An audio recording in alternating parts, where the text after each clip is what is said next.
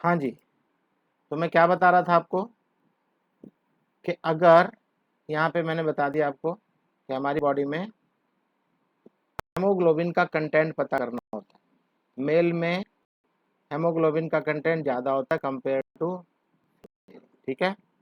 बच्चों में भी कंपेरेटिव थोड़ा कम रहता है, सेम वे एनिमल्स में भी रहता है। एनिमल्स में कंपेरेटिवली ह्यूमन बीइंग ज़्यादा रहेगा, बट उसमें भी मेल का ज़्यादा होता है, फीमेल का कम। ये पढ़ लेना आप।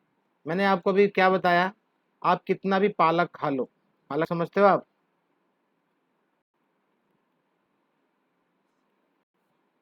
स्पिनच, तो इसके अंदर आयरन होता है खूब अच्छा सा। लेकिन अगर यही आयरन, अगर इस आयरन को पचने में, डाइजेस्ट होने में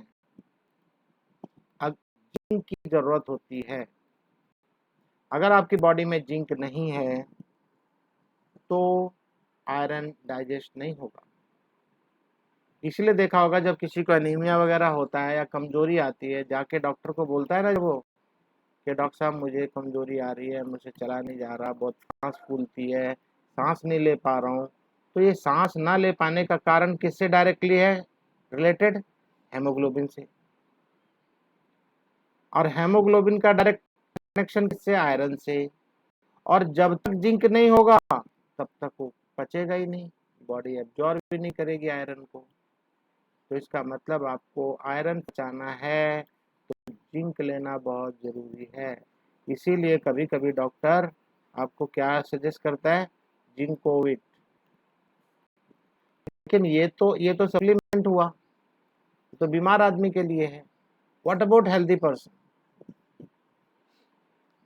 आप हेल्दी हो लेकिन आप चाहते हो कि भाई मेरे अंदर जिंक सफिशिएंट क्वांटिटी में जाए, जिससे कि आयरन पूरा का पूरा डाइजेस्ट हो। तो क्या करना पड़ेगा? कुछ ऐसे फूड खाने पड़ेंगे, कुछ ऐसे फूड खाने पड़ेंगे जिसके अंदर जिंक सफिशिएंट हो। चलो आज ये फाइंड आउट करना आप, आज फाइंड आउट करना। फिर से बताऊंगा मैं एक चीज, हाँ सी फूड भी ठीक है, वेजिटेरियन के बारे में मत भूल जाना, उसके लिए भी ढूंढ लेना। आगे सुनो, पूरी बात सुनना ध्यान से। आप टर्मरिक खाते हैं, हल्दी वाला दूध पीते हैं लोग बाग, है ना। अगर आप चाहते हो कि हल्दी प्रॉपरली काम करे, सुनना ध्यान से सुनना, अगर आप चाहते हो कि हल्दी प्रॉपरली काम करे तो ब्लैक पेपर बहुत जरूरी है। बताया था मैंने बात,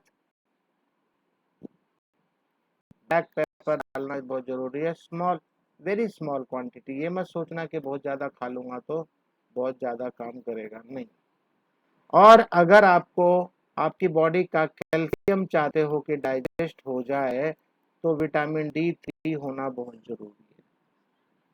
और वो D3 आपको कहाँ से मिलेगा? मिलेगा सनलाइट। डॉक्टर देता भी है लेकिन कई वो होता नहीं है एग्जैक्टली, देता है D3 की गोलियां देता है खाने के लिए। तो जरूरी नहीं कि D3 की गोलियों से आपका फायदा हो। सबसे बढ़िया फायदा होता है सन। सन में बैठो, you will get, your skin will make it. कौन बनाता है? स्किन बनाता है D3, ठीक है। एक्सपोज थोड़ा सा, हाँ, नहीं हाँ वो स्किन बनाता है, कितना स्किन कैसा है। यहाँ तक क्लियर हो गई होगी बात आपको शायद। आ जाओ हम आगे पढ़ते हैं कैसे ट्रांसपोर्टेशन होगा। We have seen in previous sections that blood transport food and oxygen and waste material in our body। ध्यान से देख लो पर्पज क्या क्या है, क्या क्या पर्पज है। ब्लड ट्रांसपोर्ट करता है फूड को और ऑक्सीजन को, और जो वेस्ट मटेरियल है उसको भी बॉडी से बाहर निकालता है। बहुत सारा वेस्ट मटेरियल कहाँ से जाएगा पता है? किडनी से।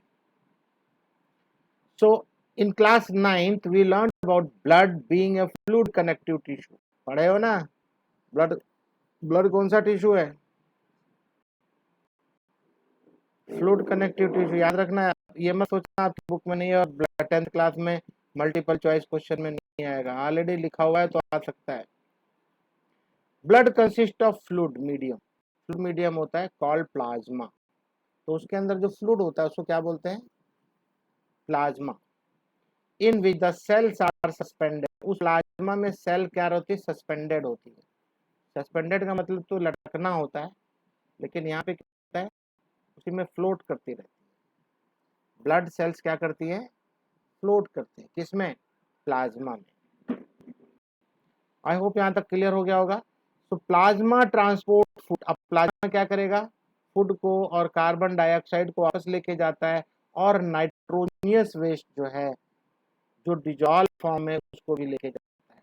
नाइट्रोजनियस वेस्ट, पहले सुन लो मेरी बात ध्यान से। ये जो प्रोटीन होता है, प्रोटीन आप खाते हैं, इस प्रोटीन में और कुछ नहीं, इसमें नाइट्रोजन बहुत होता है।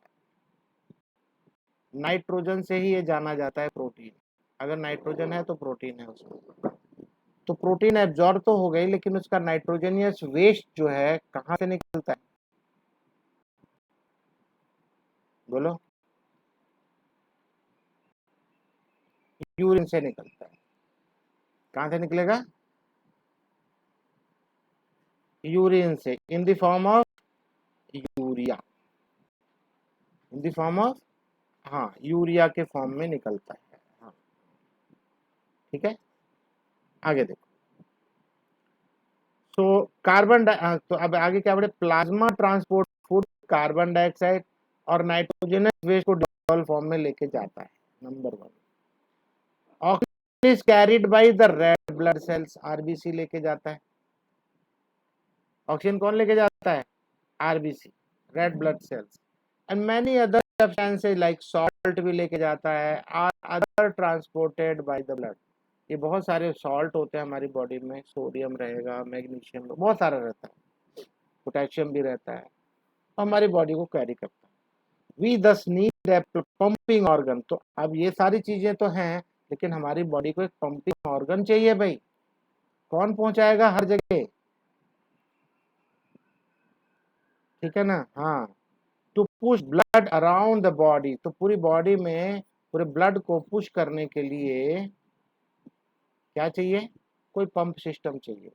ए नेटवर्क ऑफ ट्यूब्स, ध्यान से सुनना, a network of tubes to reach all the tissues and systems in place to ensure that this network can be repaired if damaged। ये बिल्कुल वैसा ही है जैसे आपका घर है और आपके घर के ऊपर एक वाटर टैंक लगा हुआ है। वाटर टैंक क्या करता है, तो ट्यूब है जो वाटर वाटर की जो ट्यूब का मतलब है पाइप से है। आपका पाइप जो है आपके किचन में भी लगा है, वॉश बेसिन में भी लगा है, बाथरूम में भी लगा है, ठीक है ना, all around different different places पे लगा के रखा है आपने। अगर आपके घर में थोड़ा सा गार्डन है तो वहाँ पे भी लगाते हो।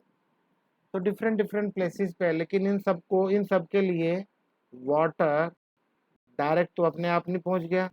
वाटर के लिए पंप की जरूरत थी। उस पंप ने क्या किया, उस पंप ने ग्राउंड वाटर से लेके उसको आपकी छत तक, आपकी रूफ तक पहुँचाया। आपकी रूफ तक पहुँचा दिया उसने, किसने, पंप ने। तो पंप ने जब पानी ऊपर पहुंचा दिया तो पंप चाहिए था ना, ऐसे ही पंप हमारी बॉडी में भी चाहिए। और जो नेटवर्क ऑफ ट्यूब्स बता रहा है वो पाइप्स हैं, बिल्कुल वैसे जैसे हमारी बॉडी में है, वैसे बॉडी के अंदर जैसे ट्यूब है वैसे ही वेन्स एंड आर्टरीज हैं, बिल्कुल सही। Network of tubes to reach all the tissue, अब वो हर जगह पहुंचना है, हमारे हर टिश्यू हर सेल में पहुंचना है। And a system in place to ensure that, एक ऐसा सिस्टम बनाया गया जो इंश्योर करेगा this network can be repair if damage. तो अंदर ही अंदर जैसे कभी कभी पाइप फट गई, लीक करने लगा कोई चीज आपके घर के अंदर, तो क्या करते हो, पाइप को ठीक करते हो। तो ये लीक कर रहा है, नल वगैरह लीक करता है, नल बदल देते हो आप, टैप बदल देते हो।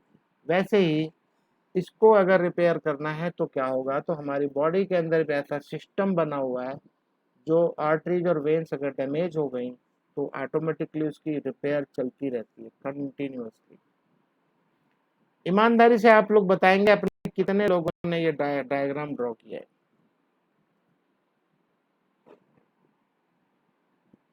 क्या बातें करते हैं। तो हमारे पंप की बात आ गई, इसको आप बनाएंगे आप बहुत बढ़िया से, और कलरफुल बना देंगे तो और अच्छा है। पहले पेंसिल से बनाना, फिर ऐसे ब्लूइश कलर, हल्का हल्का रखना, लेकिन कलर डार्क नहीं होना चाहिए, बहुत हल्का। अगर रहे तो ठीक है, नहीं तो आप पेंसिल से ही बनाओ, छोड़ो, जरूरत नहीं है। आपका नीट एंड क्लीन डायग्राम होना चाहिए। क्या देखते हो आप, बहुत ध्यान से देखना भाई। The heart is a muscular organ which is a big as our fist. हमारी जो मुट्ठी होती है, मुट्ठी बंद करते हैं ना जैसे, तो हमारी मुट्ठी के जितना बड़ा ये हमारा हार्ट है।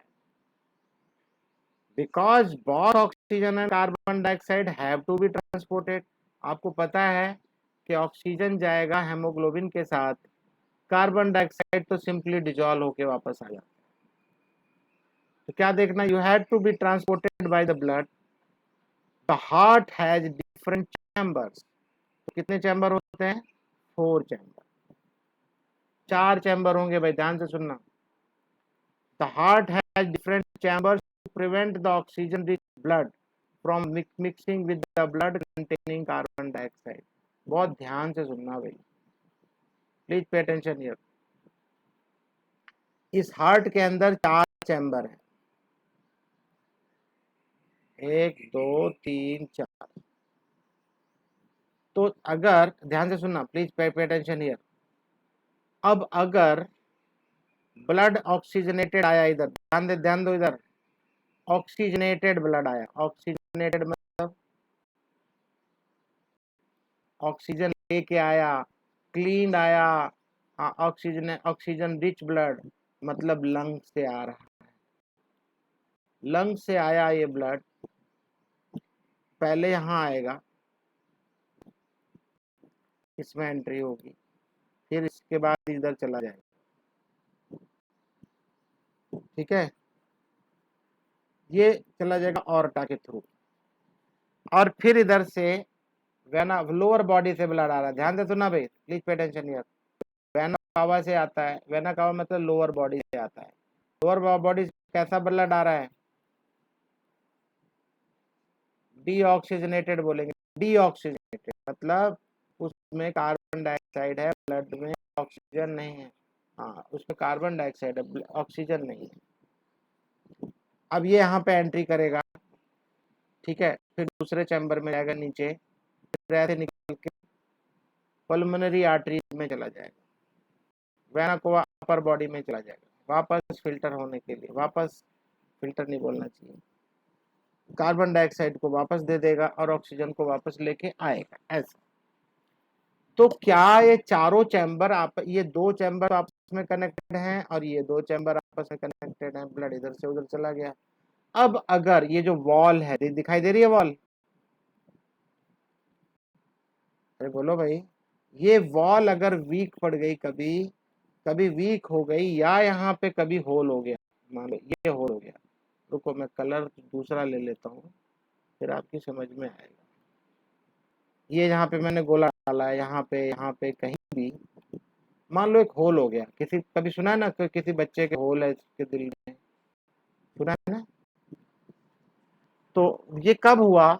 ये ऐसे हुआ कि जब कोई बच्चा खेल रहा है स्कूल में, अचानक से फेल हो गया, गिर गया, अचानक से वो गिर गया, तो उसको उठा के लाएंगे, अरे इसको क्या हो गया, तो डॉक्टर के पास जैसे लेके जाएंगे, वो फटाफट फटाफट उसका क्या चेक करता है? तुरंत सबसे पहले उसकी आंखों को चेक करता है। अगर बेहोशी की हालत में है तो आंखें चेक करेगा ऐसे करके, देखा है ना आप लोगों ने? तो वो आंखों से हेमोग्लोबिन पता करता है। आंखों के अंदर जो लाली होती है, छोटी सी रेडनेस होती है, तो वो दिखाई देता है उसको। और अगर आप बेहोशी की हालत में नहीं हो तो आपसे जीभ भी निकलवा के देखता है, बोले जीभ निकालो, आ करो, तो आपको वो हेमोग्लोबिन चेक करता है। बहुत सारी चीजें होती हैं, तो उससे पता करेगा कहीं हेमोग्लोबिन की कमी से तो नहीं हुआ है, और फटाफट उसको डाउट आएगा, पेरेंट्स से अप्रोच होगी कि भाई क्या इसको पहले हुआ है प्रॉब्लम। जैसे पता चलेगा, फटाफट उसका यही टेस्ट होगा कि भाई पता करो कि इसके दिल में छेद तो नहीं है। छेद होने का मतलब है ये जो ऑक्सीजनेटेड ब्लड है, ये क्या करेगा, पंप तो कर रहा है, बॉडी में जा रहा है, लेकिन एट द सेम टाइम थोड़ा ब्लड उस होल से डीऑक्सीजनेटेड में घुसता जा रहा है, और डीऑक्सीजनेटेड इसमें घुसता जा रहा है। अब ऐसे में क्या होता है, इंटरमिक्सिंग हो गया, इंटरमिक्सिंग हो गया, तो अच्छा ब्लड का मतलब ऑक्सीजनेटेड ब्लड उधर चला गया और डीऑक्सीजनेटेड ब्लड इसमें आ गया।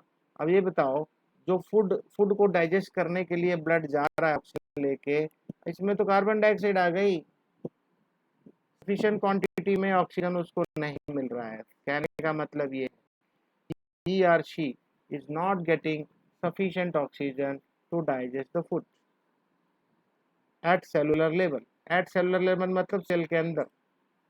बात समझ में आई कि नहीं? इसीलिए इसीलिए the heart has different chambers, अलग अलग चैम्बर हैं। किस लिए? To prevent the oxygen rich blood from mixing with the blood containing carbon dioxide. एक चैम्बर एक साइड से ऑक्सीजन लेके आ रहा है वो, और दूसरी साइड से पूरी बॉडी से कलेक्ट करके लेके आ रहा है कार्बन डाइऑक्साइड। आपस में मिलना नहीं चाहिए। अगर मिलेंगे, मान लो उसके अंदर होल हो गए हैं चैम्बर्स में आपस में, वॉल के अंदर, तो इंटरमिक्सिंग होगा तो sufficient oxygen will not reach to the to each part of the body या each cell in the body. ठीक है? The carbon dioxide rich blood, अब जो कार्बन डाइऑक्साइड लेके आया है बॉडी को, लोअर बॉडी से लेके आया, देखो लोअर बॉडी अपर बॉडी दोनों तरफ से आता है हमारे। आपको पता है एक चीज, ऑक्सीजन की रिक्वायरमेंट बहुत होती है। सबसे ज्यादा कहाँ होती है बताओ? बताओ। यस, बहुत ज्यादा होती है ब्रेन में। चलो अब मैं कुछ चीजें बता देता हूँ मैं आपको। ब्रेन को बहुत ज्यादा ऑक्सीजन की जरूरत पड़ती है। हाँ हाँ, इसीलिए इसीलिए जब आप सुबह उठ के कपालभाति और व्हाट नॉट व्हाट जो भी एक्टिविटी आप करते हैं, दौड़ते हैं, भागते हैं, खेलते हैं, है ना, और कुछ अपने लिए योगा वगैरह करते हैं, वो सफिशिएंट ऑक्सीजन आपके ब्रेन को जाती है। और आप खुद ही बताओ मुझे, why you feel fresh that time? सुबह आप गए बाहर, ऑक्सीजन मिल रही है आपको सफिशिएंट, बाहर गए घूम के आए, तो आप क्या फील करते हो? थोड़ा फ्रेशनेस आती है ना आपको। वो फ्रेशनेस कहाँ से आई है? फ्रेशनेस आई है, सफिशिएंट ऑक्सीजन आपके ब्लड के अंदर गई, आपके ब्रेन को मिला, तो आपको फील गुड होता है। ठीक है ना? आगे सुनो, the carbon dioxide rich blood has to reach the lungs. अब जो कार्बन डाइऑक्साइड लेके आया है उसको लंग्स तक पहुंचाना है। इसलिए for the carbon dioxide to be removed, carbon dioxide को रिमूव करेंगे वहां पे। अब वही ब्लड क्या करेगा? And the oxygenated blood from the lungs has to be brought back to the heart. अब ऑक्सीजनेटेड ब्लड को वापस लेके आएगा हार्ट तक। हार्ट तक किस लिए लेके आएगा? अब हार्ट के पास लेके आ जाएगा, तो हार्ट उसको क्या करेगा? But rest of the body में पहुंचाएगा। This oxygen blood is then pumped, कौन कर रहा है पंपिंग का काम? Heart, to the rest of the body. तो रेस्ट ऑफ द बॉडी में भी काम करेगा अपना हार्ट। ये पोर्शन देखो कितना बढ़िया, ये पर्पज, ये पर्पज है ब्लड इसका, हार्ट का। पहली बात, अब कैसे करता है, प्रोसेस क्या है? We can follow this process step by step. चलो, जबकि ये काम कंटिन्यू चलता रहता है, लेकिन हम स्टेप बाय स्टेप इसको देखेंगे। क्या देखना है? Oxygen rich blood from the lungs comes to the thin walled upper chamber। कहाँ आता है? थिन वॉल्ड, हाँ।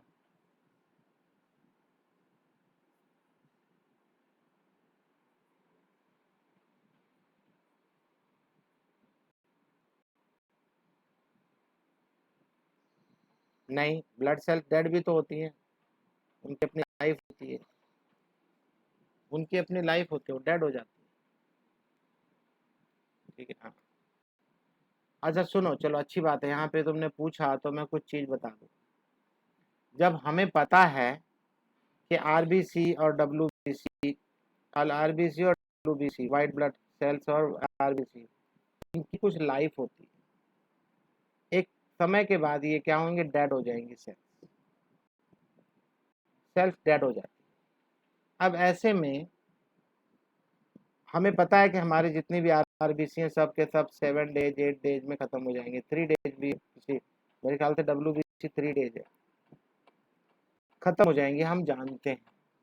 लेकिन अगर हम आरबीसी अपनी कभी जरूरतमंद को डोनेट करते हैं तो क्या बुराई है? वो डेड तो होना ही था, लेकिन अगर थोड़ा सा हमने दे दिया, क्योंकि बनने का काम तो चल रहा है, और हमने कौन सा ब्लड दिया है? जो हमारा जो ब्लड हमारा थोड़े दिन में खत्म हो जाएगा, वो तो है ना, खत्म तो होना ही है। और वो ब्लड आप वापस आपको 10 से 15 दिन में मिल जाता है। लेकिन वो जो थोड़ी थोड़ी वीकनेस या उसको आपको कभी भी बोला जाता है बिफोर 3 मंथ्स आप अगेन डोनेट नहीं कर सकते, कम से कम 3 महीना चाहिए। अभी तो आप लोग बच्चे हो, अभी तो मेरे ख्याल से कभी आप लोगों ने किया भी नहीं होगा ब्लड डोनेशन, अभी करना भी मत, जरूरत नहीं है। आफ्टर 18 या 20-25 के बाद ही करो। जरूरतमंद को ब्लड देना कोई बुराई नहीं। लोग डरते हैं, आपको मालूम है हमारा समाज बहुत डरता है। अब हम लोग बात करेंगे डीऑक्सीजनेटेड की, तो पूरी बॉडी से ब्लड इकट्ठा होगा, धीरे धीरे धीरे इकट्ठा होकर कहाँ आएगा? देखो यहाँ पे, deoxygenated blood comes from the body to the upper chamber of right आरटीएम। राइट आरटीएम में पहुंचेगा सारा का सारा ब्लड। कहाँ से आ रहा है? पूरी बॉडी से, upper body and lower body सब जगह से, एज इट एक्सपैंड। और ये राइट आरटीएम एक्सपैंड होगा। ये वाला पार्ट क्या है? राइट आरटीएम दिखाई दे रहा है। राइट आरटीएम अब एक्सपैंड होगा और कलेक्ट करेगा ब्लड। कौन सा blood? Deoxygenated blood. Deoxygenated blood को कलेक्ट करेगा as it expands, as the right आरटीएम कॉन्ट्रैक्ट। अब वो कॉन्ट्रैक्ट होगा, अब पिचकेगा हो, दबेगा हो, the corresponding lower chamber that is right ventricle dilates. Dilate का मतलब क्या होता है? यहाँ पे डायलेट का मतलब फैलना, फैलना, डायलेट, समझ रहे हो कि नहीं? यहाँ पे एक्सपेंड नहीं बोला, यहाँ पे जैसे तो यहाँ तो राइट आरटीएम एज इट एक्सपेंड दिखा ना, यहाँ पे आपको अंग्रेजी सिखा रहा है ये डायलेट। डायलेट को वहां पे भी इस्तेमाल करते हैं। His eyes were dilated when she are he saw that scene. कोई ऐसा सीन देखा जिसकी वजह से आंखें खुली की खुली रह गई, डायलेट हो गई, आंखें फैल गई। फैलना समझते हो ना? हाँ, बड़ी बड़ी आंखें हो गई, ऐसे करके बड़ी बड़ी आंखें हो जाते हैं ना जब कोई आश्चर्यचकित वाली चीज देखते हो आप। तो अब राइट वेंट्रिकल जो है वो डायलेट हो जाएगा, मतलब फैल जाएगा। राइट वेंट्रिकल ये वाला पोर्शन है, नीचे का पोर्शन, जो अभी रिसीव कर रहा है ब्लड। किससे कर रहा है? राइट आरटीएम से। राइट आरटीएम से रिसीव कर रहा है कौन? Right ventricle. वेंट्रिकल नीचे होते हैं, ध्यान रखना, उल्टा मत कर देना। आरटीएम, आरटीएम रिसीव करेगा और वेंट्रिकल को देगा, वेंट्रिकल पुश कर देगा। अब आगे सुनो, कहाँ गया ये? एज राइट आरटीएम contracts the corresponding lower chamber right ventricle dilates. हो गया। This transfers blood to the right ventricle. अब राइट वेंट्रिकल में आ चुका है blood, which in turn pumps it to the lungs for oxygenation। अब इसी ब्लड को ये क्या करेगा? इसको पंप करेगा। देखो इधर से जा रहे हैं ये पल्मोनरी आर्टरीज, दिखाई दे रहा है, ये लंग्स को जाएंगी। अब ये लंग्स को जा रहे हैं साफ सफाई होने कि भैया कार्बन डाइऑक्साइड है इसमें, तो ले लो और मुझे ऑक्सीजन दे दो, राइट, फॉर ऑक्सीजनेशन। कुछ समझ में आ रहा होगा। सिंस वेंट्रिकल्स, अब ध्यान से सुनो, वेंट्रिकल्स कौन है? नीचे वाले वेंट्रिकल हैं जो प्रेशर फील करते हैं, प्रेशर देते हैं। या तो लंग्स को भेजेंगे, है ना, बात को समझो आप। ये वाले, एक मिनट, कहाँ गया यार फिगर? ये वाला वेंट्रिकल क्या करता है? पूरी बॉडी को ब्लड भेजता है। ये वाला वेंट्रिकल क्या करता है? लंग्स को भेजता है ऑक्सीजनेट करने के लिए, है ना। तो कहने का मतलब वेंट्रिकल्स जो हैं, ये नीचे वाले जो दोनों वेंट्रिकल हैं, ये बेचारे मोटी थिक थिक वॉल होती है इनकी, क्योंकि इनको प्रेशर लगाना पड़ता है।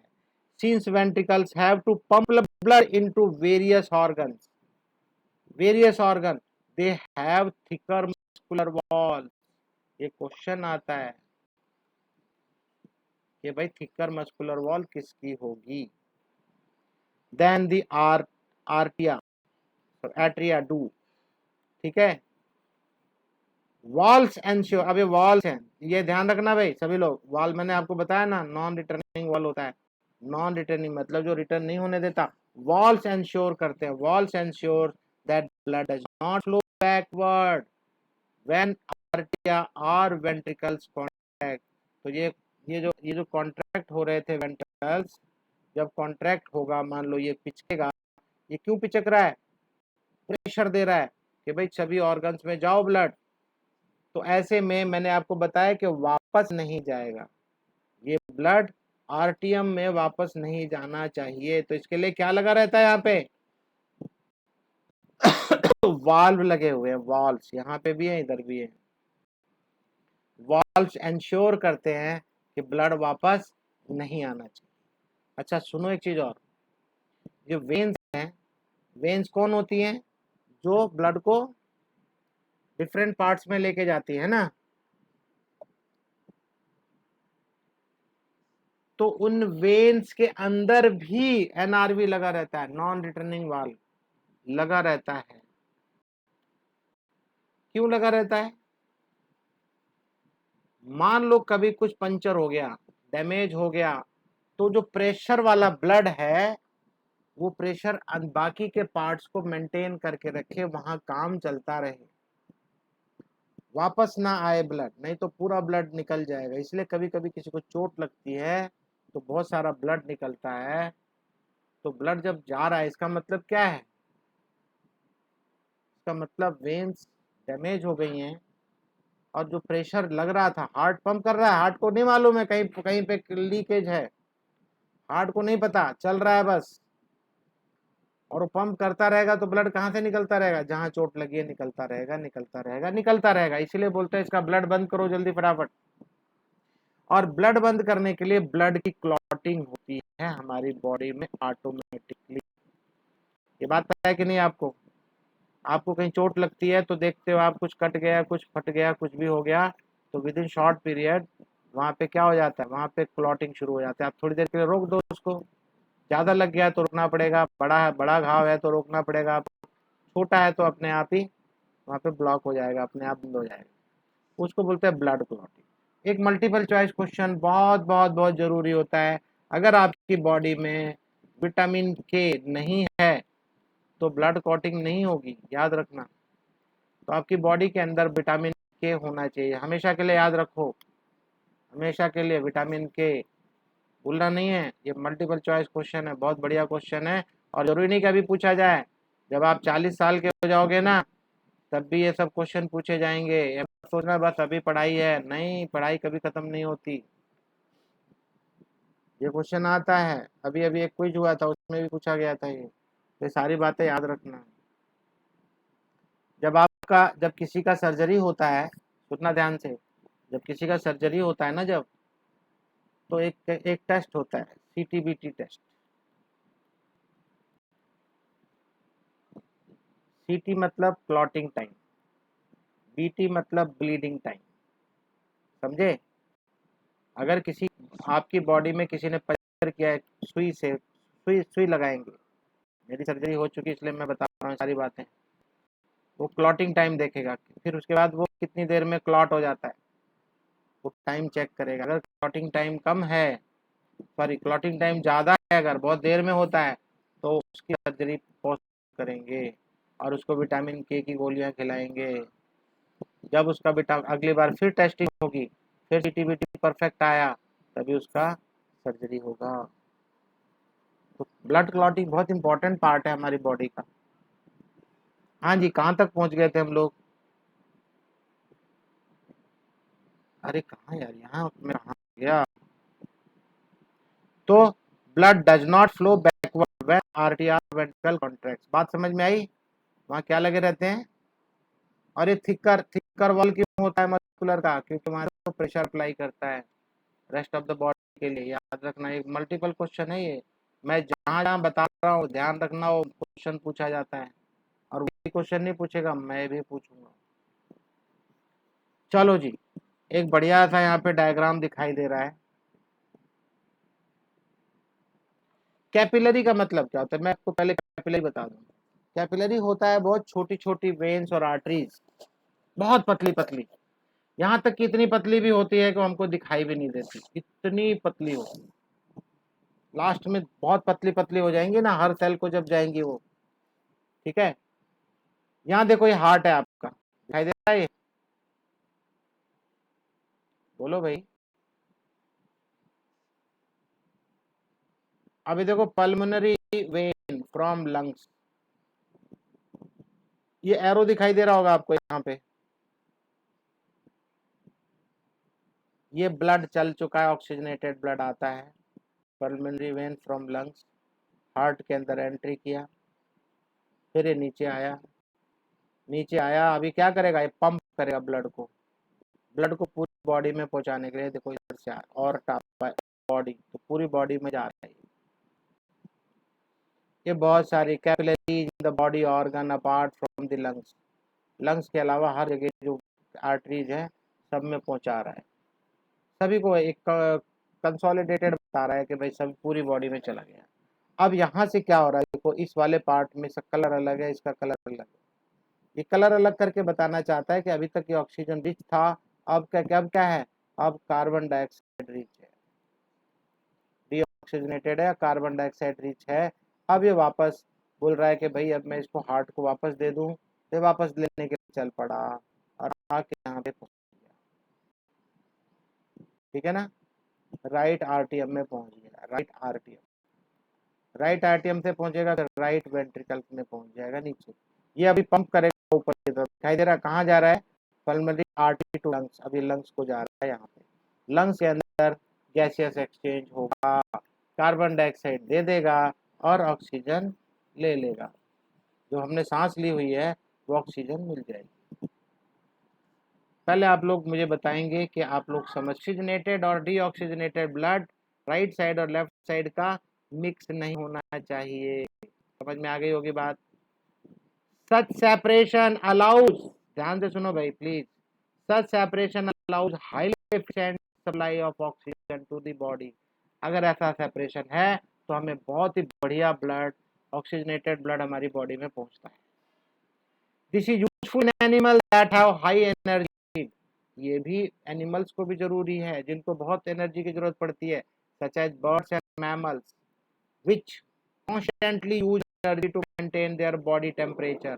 अपनी बॉडी टेम्परेचर को मेंटेन रखने के लिए गर्मी चाहिए होती है ना हमेशा, तो उसको ये जरूरी है कि उसका भी चैम्बर्स बिल्कुल सेपरेट रहें। In animals that do not use energy for this purpose, बहुत सारे एनिमल है उनको इतनी एनर्जी की जरूरत नहीं पड़ती, तो body temperature depends on the temperature in the environment, तो उनकी बॉडी टेम्परेचर उनके एनवायरनमेंट के हिसाब से रहेगी। Such animals like amphibian, amphibian कौन होते हैं, एम्फीबियन का मतलब समझते हो, हाँ जो पान, हाँ तो एम्फीबियन जो होते हैं पानी और लैंड में दोनों रहते हैं। और मैनी रेप्टाइल्स हैव 3 चैम्बर, ध्यान सुन लो, कुछ रेप्टाइल ऐसे होते हैं जिनके 3 चैम्बर होते हैं, only 3 chambers. They tolerate, they टॉल एंड तो टॉलरेट करते हैं बेचारे क्या, some mixing of oxygenated and deoxygenated blood stream, उन बेचारों का थोड़ा सा ब्लड जो है मिक्स होता है, क्योंकि 3 ही चैम्बर है तो इसको वो टॉलरेट करना पड़ता है, क्योंकि उनको ज़्यादा एनर्जी की जरूरत नहीं होती है। Fishes on the other hand, अब फिशेस की बात करते हैं, have only 2 chamber to their heart, fishes को सिर्फ 2 ही चैम्बर होते हैं हार्ट में। And the blood is pumped to the gill, और ब्लड कहाँ तक जाता है, गिल तक जाएगा, इज ऑक्सीजनेटेड देयर, वहां ऑक्सीजनेट हो जाएगा, directly to rest of the body, और वहीं से वहीं वो ऑक्सीजन लेके तुरंत भेज देता है, भाई जा तू पूरी बॉडी में पहुंचा दे। Thus blood goes only once through the heart, एक ही बार हार्ट में जाएगा, लेकिन यहाँ पे हार्ट में 2 बार पहुंचता है, heart in the fish during one cycle of passage through the body. बात समझ में आ रही है? On the other hand it goes through the heart twice during each cycle in our vertebrates, sorry in other vertebrate, और जो दूसरे vertebrate हैं उसमें 2 बार जाता है ना, हमारी बॉडी में 2 बार जाता है। देखो, एक बार जब इधर से ऑक्सीजनेटेड आता है और एक बार डीऑक्सीजनेट आता है, दोनों बार पंप करना पड़ता है। फिशेज में एक ही बार आता है। This is known as double circulation. तो हमारी बॉडी में जब 2 बार आता है, इसको क्या बोलते हैं? Double circulation. हाँ, ये क्वेश्चन इंपॉर्टेंट है। What do you mean by double circulation? आएगा, आपको बताना पड़ेगा। अब ये पार्ट मैं कल पढ़ाऊंगा आपको, the tubes, blood vessels. Blood vessel क्या है? वही आर्टरीज, और फिर उनकी मेंटेनेंस भी करनी पड़ेगी हमको, उनकी मेंटेनेंस भी करनी पड़ेगी, मेंटेनेंस भी कर देंगे। फिर उसके बाद प्लांट्स, ठीक है।